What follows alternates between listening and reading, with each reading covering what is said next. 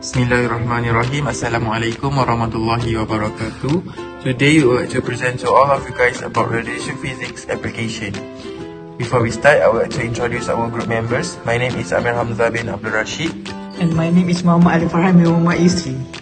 So this is our agenda for today's event. We would like to discuss about X-ray, laser, electron microscope, microwave and spectrometer. Okay, for the first one, X-ray production. What is X-ray? X-ray is the radiation producing device that produces X-rays by accelerating electrons through an electrical voltage potential and stopping them in a target.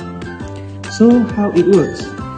Okay, first, a current is passed through tungsten filament and heats up.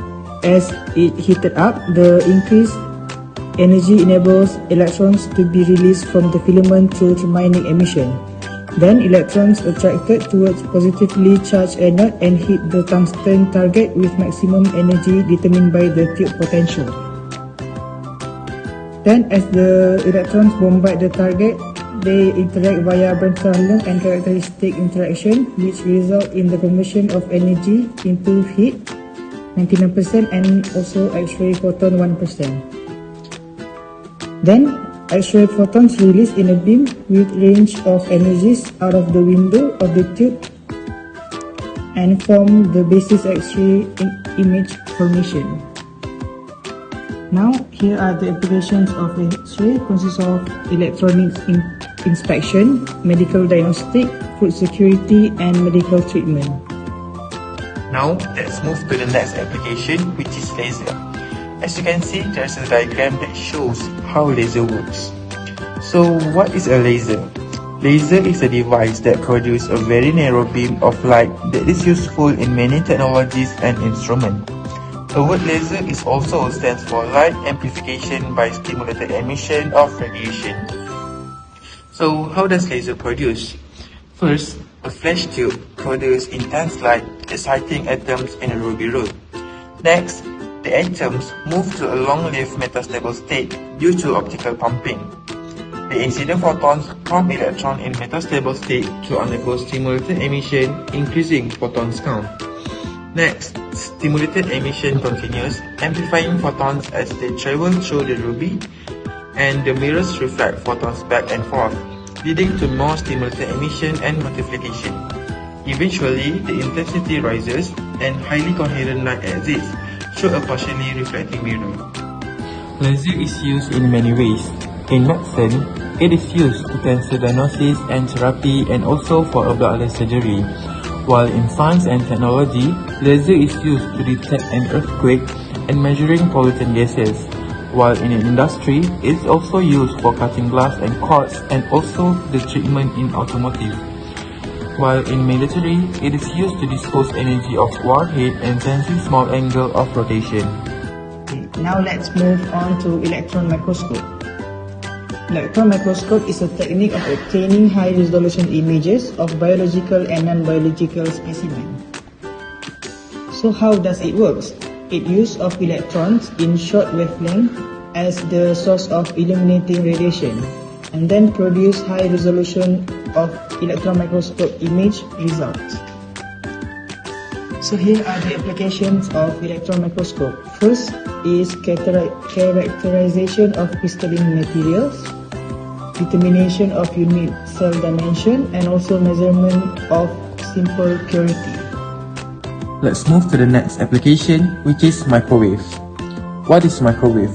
Microwave is one of the electromagnetic wave that has a frequencies in a range of 300 to 600 MHz.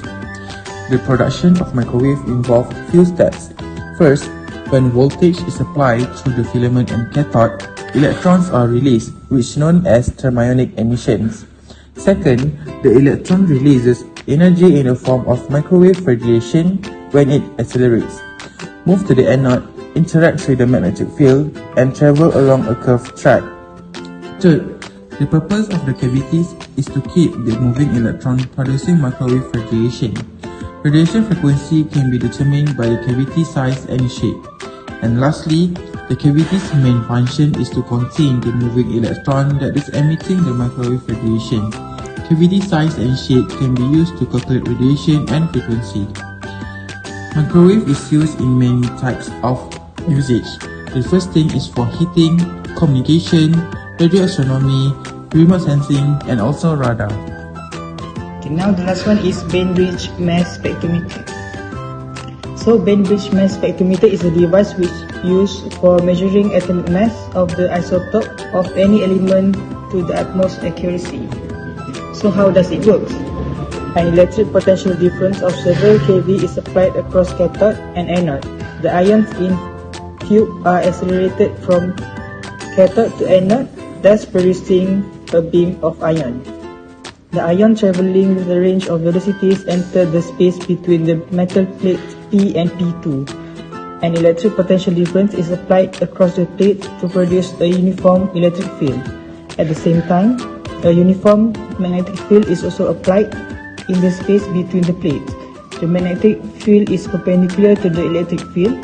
A positive ion traveling in the two fields is acted on by two forces, an electric force Fy and a magnetic force Fy, as shown in the figure. The direction of the magnetic field is such that the two forces oppose each other. Then a union magnetic field of strength B2 is applied in the chamber in a direction which is perpendicular to the velocity of the ion which enters the chamber. The ions travel in circular paths of radius and finally fall onto a photographic plate. And here are the applications of the spectrometer. The first one is carbon dating, isotope ratio detection, and also food contamination detection. Okay, that's all from us. Thank you and bye-bye.